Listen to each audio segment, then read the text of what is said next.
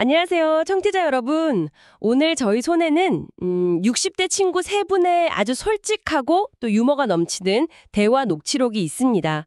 주제는 많은 분들이 아마 경험하시거나 아니면 좀 궁금해하실 전립선 건강인데요. 이분들의 아주 생생한 수다를 통해서 좀 더 깊이 들어가 보려고 합니다. 네, 이게 카페에서 나눈 대화인데, 정말 듣다 보면 마치 옆 테이블에 앉아 있는 것처럼 느껴져요. 뭐 일상의 불편함부터 시작해서 병원 가기 무섭다 하는 마음까지 정말 현실적인 이야기들이 가득하더라고요. 저희 목표는 이 대화 속에서 반짝이는 통찰들 그리고 또 꼭 알아야 할 정보들을 뭐랄까 쏙쏙 뽑아내서요. 여러분이 이 주제에 대해서 조금 더 편안하고 명확하게 이해하실 수 있도록 도와드리는 겁니다. 네, 맞습니다. 이 자료가 그냥 단순한 건강 정보 모음 뭐 이런 게 아니고요. 비슷한 연배의 분들이 실제로 겪는 그런 건강 염려들, 또 그 과정에서의 솔직한 감정들, 그리고 무엇보다 친구라는 관계가 여기서 어떻게 작용하는지 그런 것들을 아주 생생하게 보여줍니다. 오늘 이 친구분들 대화를 쭉 따라가면서 전립선 문제의 어떤 주요 신호들부터 시작해서 검진의 중요성, 그리고 또 그 너머의 의미까지 한번 함께 살펴보시죠. 좋습니다. 그럼 영수 씨, 미자 씨, 정숙 씨 이 세 친구분의 유쾌하고도 또 아주 진솔한 이야기 속으로 자 함께 들어가 보겠습니다. 이 대화의 시작은 영수 씨가 열어요. 친구들 만난 지 30분도 채 안 됐는데 벌써 세 번째 화장실을 다녀오시더니 돌아와서는 아이고 허리야 이러면서 이놈의 전립선 때문에 아주 죽겠다고 막 푸념을 하시죠. 특히 인상적인 표현이 예전엔 소변발이 촥 하고 시원했는데 요즘은 똑똑 이러다 만다니까? 이런 말씀 하시는데 정말 귀에 쑥쑥 들어오더라고요. 이런 소변줄기 약화, 이게 가장 흔한 신호 중 하나 맞죠? 네, 아주 전형적인 증상 중 하나입니다. 저희가 의학적으로는 양요라고 부르는데요. 말 그대로 소변 줄기가 좀 가늘고 힘이 없는 상태를 말하는 거죠. 그 전립선이 커지면서 비대해져서 소변이 지나가는 길, 그러니까 요도를 이렇게 누르기 시작하면 이런 증상이 나타나기 쉽습니다. 이걸 저희는 전립선 비대증, BPH라고 부르기도 하고요. 대화 속에서 정숙 씨가 그러잖아요. 50대 넘으면 남자 둘 중 하나는 전립선 문제래. 이 말이 있을 정도로 정말 흔한 상태입니다. 그렇군요. 영수 씨는 또 밤에 깨는 것보다 일어났는데 안 나오는 게 문제라고 막 하소연을 해요. 화장실에 가가지고 한참을 서서 제발 나와라, 제발 막 이러면서 기다려야 하는 어려움. 이것도 같은 맥락인가요? 네, 그거는 지연요 또는 요주저라고 불리는 증상입니다. 소변을 보려고 딱 서도 바로 나오지 않고 시간이 좀 걸리는 거죠. 이건 역시 전립선 비대증으로 인해서 요도가 좁아지면서 나타날 수 있는 아주 대표적인 배뇨 불편 증상 중 하나입니다. 그리고 보통 소변을 다 본 후에도 뭔가 좀 덜 본 것 같은 뭔가 남아있는 듯한 그런 찜찜한 느낌, 그걸 잔뇨감이라고 하는데 이것도 흔히 같이 오고요. 듣고 보니까 정말 다양한 불편함이 있네요. 심지어 재채기 하다가 컥 혹은 막 웃다가 자기도 모르게 소변이 찔끔 나오는 경험까지 나누시더라고요. 정숙 씨 남편분은 골프 스윙을 하다가 실례를 했다는 그런 에피소드도 나오고요. 이건 또 다른 문제인 건가요? 그건 복압성 요실금이라고 합니다. 기침이나 재채기, 웃음, 아니면 무거운 물건 들 때처럼 배에 힘이 확 들어갈 때 방광에 압력이 가해져서 소변이 새어나오는 현상이죠. 이게 전립선 문제 자체라기보다는 노화나 다른 원인 때문에 방광 조절 기능이 약해져서 생기는 경우도 많긴 한데요. 물론 전립선 비대증으로 인해서 방광 기능에 변화가 생겨서 나타나기도 합니다. 그리고 대화 속 친구분들 남편 이야기처럼 밤에 서너 번씩 깨는 야간요까지 포함하면 정말 일상생활의 질을 크게 떨어뜨리는 그런 문제들이죠. 이렇게 불편함이 점점 커지니까 자연스럽게 어디에 뭐가 좋더라, 몸에 좋더라 이런 정보들에 귀가 솔깃해지는 것 같아요. 정숙 씨가 토마토가 전립선의 최고래, 라이코펜인가 뭔가 그게 풍부해서 그렇대 라면서 아주 강력하게 추천을 하고요. 미자 씨는 또 아연이 부족하면 그렇다더라, 굴 많이 먹어야 해 이렇게 거들죠. 이런 식품들 실제로 좀 효과가 있나요? 네, 토마토의 라이코펜 성분이나 굴 속에 있는 아연 같은 것들이 전립선 건강에 좀 긍정적인 영향을 줄 수 있다 이런 연구들이 있긴 합니다. 항산화 효과라든지 세포 성장 조절 이런 것과 관련이 있다고 알려져 있죠. 그래서 예방 차원이나 어떤 건강관리 목적으로 섭취하는 것은 의미가 있을 수는 있습니다. 그런데 영수 씨 반응이 또 재미있어요. 매일 아침 토마토 주스를 갈아 마시는데도 전혀 효과를 모르겠다면서 마누라가 하도 먹으라고 성화라 먹면 돼. 나한테는 0. 이러시거든요. 심지어 아내가 당신은 토마토로 목욕이라도 해야겠다고 농담할 정도라고요. 허허, 왜 이런 차이가 생기는 걸까요? 이게 단순히 개인차를 넘어서 어떤 민간요법의 한계를 보여주는 걸까요? 아, 정확하게 보셨습니다. 특정 식품이 건강에 도움이 될 수 있다. 이거하고 그것만으로 이미 발생한 의학적인 문제를 치료할 수 있다. 이거는 전혀 다른 이야기입니다. 영수 씨처럼 이미 전립선 비대증으로 인한 증상이 좀 뚜렷하게 나타난 경우에는 토마토 주스나 굴 섭취만으로 어떤 극적인 개선을 기대하기는 어렵습니다. 영양 보충이라는 건 어디까지나 보조적인 역할일 뿐이지 근본적인 해결책이 되기는 좀 힘든 거죠. 그리고 개인의 식습관, 생활 방식, 또 질환의 진행 정도 이런 변수들이 너무 많고요. 아, 그러네요. 영수 씨가 또 내가 커피를 너무 많이 마셔서 그런가? 하고 슬쩍 변명하는 장면도 나오는데 이건 어느 정도 관련이 있을까요? 커피? 카페인이 방광을 좀 자극하고 이뇨작용을 촉진해서 소변을 더 자주 보게 만들 수는 있습니다. 그래서 전립선 비대증 증상이 있는 분들께는 카페인 섭취를 좀 줄이시라고 권하기도 하죠. 하지만 커피 자체가 전립선 비대증의 근본 원인이다. 이렇게 보기는 어렵습니다. 생활 습관 개선이 증상 완화에는 도움을 줄 수 있지만 역시 정확한 원인 파악과 관리가 우선되어야 하는 거죠. 그렇군요. 한편 정숙 씨가 케겔 운동을 언급하기도 하는데요. 소변 참는 근육을 조였다 풀었다 하는 거라고 설명을 덧붙이는데 이건 좀 도움이 될 수 있을까요? 네, 케겔 운동은 골반저근을 강화하는 운동입니다. 이 근육이 소변과 대변을 조절하는데 아주 중요한 역할을 하거든요. 꾸준히 하면 요실금 증상 완화에 도움이 될 수 있고요. 배뇨 조절 능력을 향상시키는 데도 긍정적입니다. 하지만 이것 역시 전립선 비대증 자체를 치료하는 방법은 아니고요. 증상 관리를 위한 어떤 보조적인 수단이다.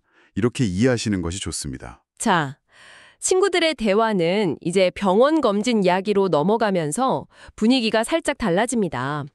정숙 씨가 의사한테 PSA 검사를 권유받았다고 딱 말하니까 영수 씨가 덜컥 비용부터 걱정을 하죠. 그거 비싸지 않아? 하면서요. 그러면서도 또 나 작년에 했는데 완전 정상. 의사가 아주 젊은 전립선이라고 칭찬했어 라면서 이게 은근히 자랑인지 아니면 좀 방어 기제인지 모를 말을 덧붙이시더라고요. 네, PSA. 그러니까 전립선 특이 항원 검사는 혈액 검사를 통해서 전립선암의 위험도를 알아보는 비교적 간편한 검사입니다. 비용 부담을 느끼실 수도 있겠지만 이게 전립선암 조기 발견에는 매우 중요한 지표가 되기 때문에 정기적인 검진 항목으로 권장되고 있습니다. 영수 씨처럼 검사 결과가 좋았다는 경험을 공유하는 건 다른 친구들에게도 좀 긍정적인 영향을 줄 수도 있겠네요. 그런데 정말 친구들이 두려워하는 건 이게 따로 있는 것 같아요. 소위 손가락 검사라고 하는 거요. 직장 수지 검사. 이야기가 나오니까 영수 씨가 어이고 그 얘기는 꺼내지도 마 라면서 막 손사래를 칩니다. 작년에 검사 받을 때 의사가 자, 힘 빼세요 하는데 온몸에 힘이 바짝 더 들어갔다면서 심지어 아내한테 여보 나 이게 처녀 아니야 라는 농담까지 했다고 막 털어놓으시죠. 이 반응 단순한 불편함 이상의 어떤 심리적인 저항감 같은 게 느껴지는데요. 맞습니다. 직장 수지 검사라는 게 의사가 직접 손가락을 직장에 넣어서 전립선의 크기, 모양, 단단함 이런 것들을 확인하는 아주 기본적인 검사거든요. 전립선 비대증뿐만 아니라 전립선 암의 가능성까지 촉진으로 가늠해 볼 수 있는 중요한 검사죠. 하지만 그 검사 과정 자체가 주는 불편함, 또 민망함, 그리고 어쩌면 남성성과 관련된 어떤 복잡한 심리적 저항감 이런 것들 때문에 많은 분들이 꺼리시는 게 사실입니다. 대화 속에 나오는 미자 씨 남편처럼 아유, 나이 들면 다 그래 라면서 아예 병원 갈 생각을 안 하시거나 검사를 앞두고 막 극도의 긴장감을 느끼시는 경우가 정말 흔합니다. 바로 이 지점에서 대화가 아주 흥미로워져요. 그냥 의학 정보만으로는 넘기 힘든 이 심리적인 장벽을 친구들끼리의 정말 솔직하고 또 유머러스한 대화가 어떻게 돌파해 나가는지를 보여주는 것 같습니다. 정확히 그렇습니다. 이 대화의 중요한 가치가 바로 거기에 있는 것 같아요. 미자 씨가 시댁 형님 이야기를 꺼내잖아요. 전립선암으로 고생하셨는데 초기에는 정말 아무 증상이 없으셨다는 거예요. 멀쩡하다가 갑자기 라는 그 말이 암시하듯이 전립선암은 상당히 진행될 때까지 증상이 없는 경우가 많습니다. 그래서 50 넘으면 증상 없어도 1년에 한 번은 꼭 검사해야 한다. 이 말이 설득력을 얻게 되는 거죠. 수지 검사 덕분에 초기의 암을 발견해서 완치했고 지금은 아주 건강하게 등산도 다닌다는 그런 성공 사례를 공유하는 거죠. 네. 이런 실제 경험담, 특히 주변 사람의 긍정적인 사례는 막연한 두려움을 좀 상쇄시키고 검진의 필요성을 정말 피부로 느끼게 만드는 강력한 동기가 됩니다. 나도 저렇게 될 수 있겠구나. 혹은 검사 덕분에 더 큰 위험을 피할 수 있구나 하는 생각으로 자연스럽게 이어지는 거죠. 결국 영수 씨도 이런 친구들의 이야기, 또 진심 어린 걱정, 이런 것에 마음이 움직여서 알았다고 이번엔 진짜 가볼게. 이렇게 약속을 하게 됩니다. 그리고 여기서 또 하나 정말 인상적인 것은 영수 씨가 검사를 받기로 딱 결심하니까 미자 씨와 정숙 씨가 보이는 반응이에요. 그래, 잘 생각했다. 무서우면 우리가 같이 가줄게. 야, 셋이 손잡고 같이 가자. 그럼 덜 창피할 거야? 라면서 아주 적극적으로 지지하고 심지어 동행까지 약속하거든요. 혼자서는 계속 망설였을 일을 친구들이 함께 해주겠다고 나서니까 와, 정말 큰 힘이 될 것 같아요. 바로 그 지점입니다. 이 대화는 단순히 전립선 건강 정보를 교환하는 것을 넘어서서 건강 염려라는 어떻게 보면 개인적이고 때로는 좀 두려운 문제를 어떻게 사회적인 관계 속에서 함께 다루고 극복해 나가는지를 보여주는 거죠. 혼자서는 에이, 나이 탓이겠지, 뭐 별일 아니겠지 하면서 외면하거나 병원 방문을 차일피일 미루기 쉽거든요. 하지만 친구들과 솔직하게 증상을 이야기하고 서로의 경험을 나누고 심지어 검진에 대한 두려움까지 공유하면서 문제를 좀 더 객관적으로 인식하고 해결하려는 의지를 다지게 되는 겁니다. 영수 씨의 그 잦은 화장 실행을 처음에는 막 핀잔 주던 친구들이 결국에는 그의 건강을 진심으로 걱정하면서 병원행을 독려하고 심지어 같이 가자고 약속하는 그 과정 자체가 굉장히 의미 있게 다가옵니다. 정보 전달을 넘어서는 어떤 관계의 힘이 건강 행동에 미치는 영향을 아주 잘 보여주는 사례 같아요. 맞습니다. 특히 중장년기 이후에는 신체적인 변화나 건강 문제가 늘어나면서 심리적으로 좀 위축되거나 고립감을 느끼기 쉬운데요. 이렇게 스스럼없이 건강 문제를 털어놓고 이야기하고 서로 지지해주는 친구 관계가 있다면 정말 큰 힘이 되죠.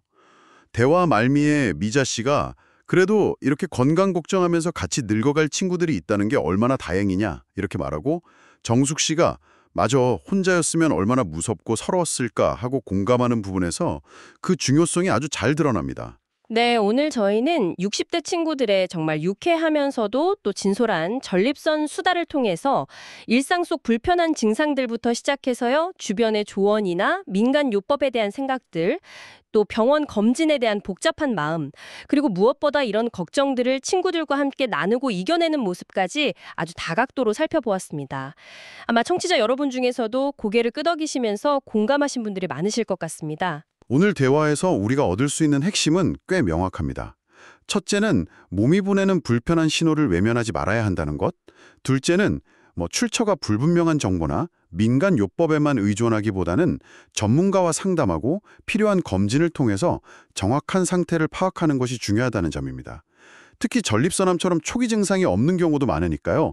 50세 이상 남성이라면 정기검진의 중요성은 아무리 강조해도 지나치지 않습니다. 그리고 또 하나, 그 검진에 대한 두려움이나 건강 문제에 대한 걱정을 혼자 끙끙 앓기보다는 영수 씨와 친구들처럼 주변 사람들과 솔직하게 나누고 지지를 구하는 것이 그 과정을 훨씬 수월하게 만들어줄 수 있다는 점도 기억하시면 좋겠습니다. 오늘 이 친구들의 이야기가 여러분의 건강관리에 작은 용기와 또 긍정적인 에너지를 더해드렸기를 바랍니다. 자, 마지막으로요. 이 대화에서 한 걸음 더 나아가서 함께 생각해 볼 만한 질문을 하나 던져드리고 싶습니다.